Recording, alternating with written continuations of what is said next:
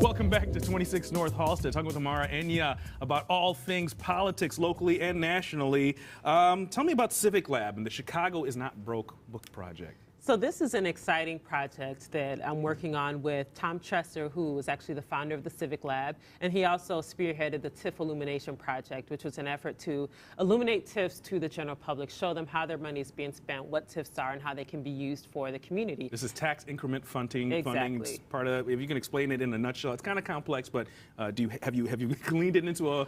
Yeah, well, so tax increment financing is basically the city establishes, you have your current property tax level, and in a TIF district, which is a defined zone, that's designated, they'll take the increase of the property value. So the idea is to increase development or spur development in blighted areas. And so through the TIF district, once they increase the increment of the taxes, that extra is put into a fund.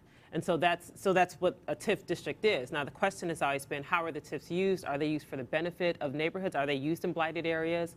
If you look at where TIFs are located, some of them are not in exactly blighted areas. And so that's been a major controversy for years. And so the TIF Illumination Project seeks to demystify that process and help people to see how their tax dollars are being used. Now, one of the things we're looking at in terms of this overall project are that there are kind of three buckets that are laid out where we can find money to kind of solve some of the financial problems we have here in Chicago.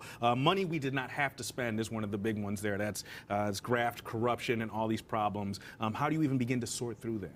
Well, so one of the biggest things behind this initiative is that we wanted to be able to present some solutions to the city's fiscal problems that are not just borrowing. And we've borrowed billions of dollars just in the last 5 years alone as a city, and we're borrowing to cover past debts, to cover operational costs. It's just unsustainable. And so this project actually looks at how do we save money, how do we generate revenue, and then how do we set the city on the right track of stability for a growth economy. We've been going through this austerity sort of time period where everything is about scarcity, depending on who you are, and everything is about what we don't have and what we cannot do. And so we look at addressing the issue of corruption, and I think Professor Dick Simpson from UIC speaks about the issues of corruption. We also have Center for Tax and Budget Accountability, Ralph Martiri, who designates a whole segment on tax policy and how reshaping tax policy can help the city of Chicago. I focus on a public bank for the city of Chicago, which is a viable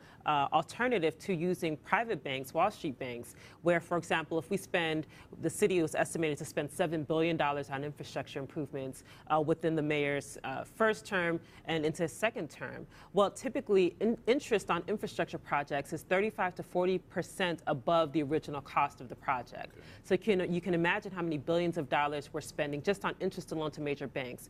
A public bank, actually, their main responsibility is economic development for the taxpayer. So everything it does is about ensuring that revenue goes back to the taxpayers, to the city, low interest loans, so we're not paying these high interest rates. I want to go back to that point you made about the interest on these giant public works and infrastructure projects. When we look at what's going on here in the West Loop with the redevelopment of the Circle, interchange there. It's touted as, this is jobs, this is opportunity, but it's actually costing more than what we're benefiting from the jobs it's providing. Is that kind of what we're looking at? It's costing significantly more because if you use the private Wall Street banks, for example, the interest on those projects is so much higher than what the original project cost. So if it was a $500 million project, once you tack on the interest, it's $750 million. And that's all money that through a public bank, the bank can actually issue the city a low interest loan. So they're not paying that extra $250 million. The other thing is that what it does is supports the economy so that the bank can actually make low interest loans to small business owners who really struggled to get loans from traditional financial institutions in the neighborhoods. So it supports being able to issue those sorts of loans to grow the small businesses in the community. Also low interest home loans, student loans. So everything is for the benefit of the public. And that's the complete opposite of what we have now. When you deal with large financial institutions, their allegiance is to shareholders. Everything is about how the bank will generate a profit. But many of the local family-owned banks here in Chicago, I mean, since 2008, they're gone. They didn't survive. Struggle. Exactly. And the benefit of having a public bank is it actually supports those local community banks because it helps them to actually lend more. That was one of the biggest challenges that you've seen with a lot of these banks that have disappeared. They simply couldn't lend. They didn't have the fortitude to do what they were supposed to do. So a public bank actually helps with those small small community banks. It helps them do what they do. And again, the allegiance is always to the taxpayer.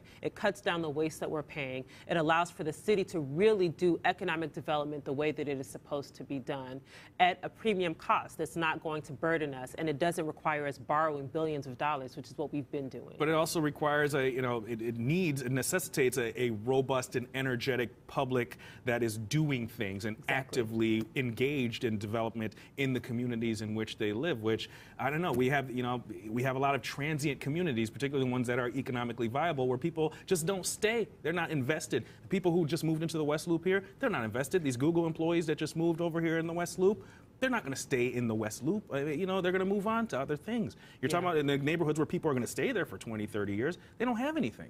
One of the things we want to do with the book, once it's completed, is basically take this on the road. We want to be in all of the neighborhoods in Chicago, just talking about these are solutions that we have to the city's problems. We're facing, a lot of people are facing challenges, they're feeling it. And so now they're more receptive to people that are talking about solutions that can help them address their needs. I work with small business owners on a daily basis, and one of the biggest issues that they have is access to capital. How do we access capital so that we can actually hire from the community, that we can grow as a business? And so when we talk about, for example, a public bank piece, it's something that will address the fact that they've struggled. Now we're bringing them a solution. So I think the environment is now conducive to having those conversations citywide and using that energy to hopefully push policies. Well, a guy like me, I remember the end of New Jack City. It was the brother from the bank. That's Wesley Snipes pointed at him and says, brother from the bank. I didn't do nothing. Anyway, I'm joking. It's not a joke. It's serious business. People will take a short break. Back with more in just a moment.